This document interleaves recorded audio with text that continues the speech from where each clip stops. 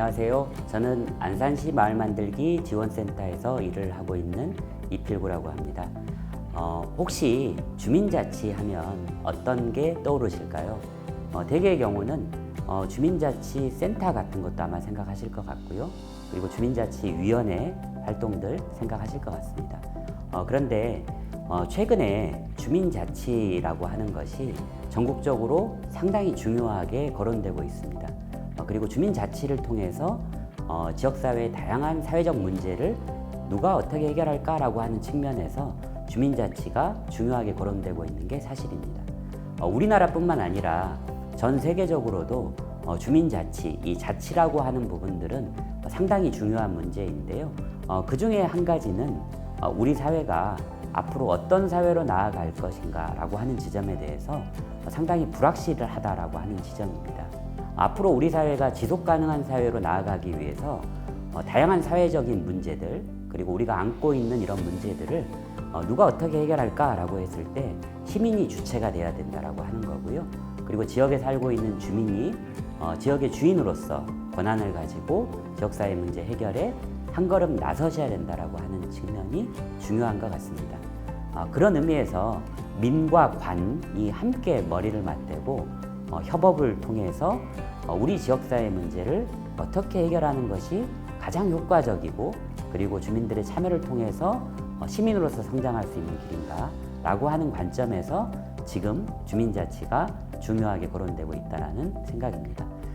지금 안산시는 내년도에 안산시 25개 동이 주민자치회로 전환된다라고 하는 그런 발표가 있었습니다. 결국 지역에 있는 다양한 문제들, 우리 지역사회, 우리 동에 있는 문제들을 누가 해결할 게 아니라 주민들이 동 행정에 있는 분들과 함께 머리를 맞대고 공동으로 문제를 해결해가는 과정, 이런 것들이 필요하다라고 저는 생각이 듭니다. 안산시라고 한다면 안산시는 86년도부터 반월공단의 배후도시로 본격적으로 확장이 되었습니다. 그 과정에서 많은 사람들이 안산시에 대해서 상당히 부정적인 인식과 이미지가 있는 것도 사실입니다. 안산시는 외국인들이 너무 많은 도시 아닌가?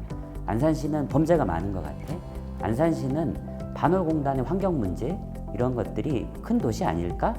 또 정체되어 있는 도시 아니야?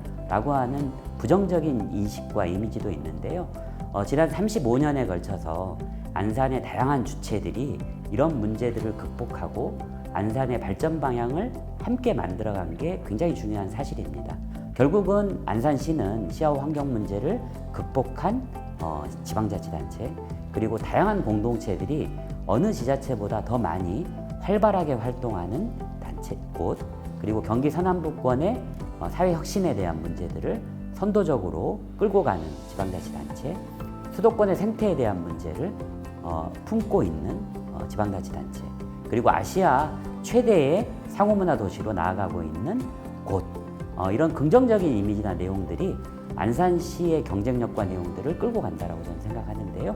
결국은 이런 문제들을 우리 스스로 안산 지역사회의 경쟁력을 가지고 만들어가는 것이 일부의 사람들이 하는 게 아니라 안산시에 살고 계시는 주민들이 내 지역사회 안에서, 우리 동 안에서 함께 이런 문제들을 풀어가는 과정들을 어떻게 만들까, 이게 상당히 중요해졌다라고 하는 거고요. 그런 과정들을 앞으로 잘 만들어 가실 거로 저는 기대하고 그리고 응원하는 마음입니다. 내년도에 주민자치회로 전환되는 과정에서 상당히 많은 기대도 있으실 거고 우려도 있으실 것 같습니다. 이런 부분들과 관련해서 저는 기대심을 갖고 그리고 희망을 가지고 지속 가능한 안산을 주민들이 스스로 함께 이뤄가는 그런 안산시를 우리가 꿈꾸고 만들어가는 것을 기대하고요. 그리고 옆에서 응원드리겠습니다. 감사합니다.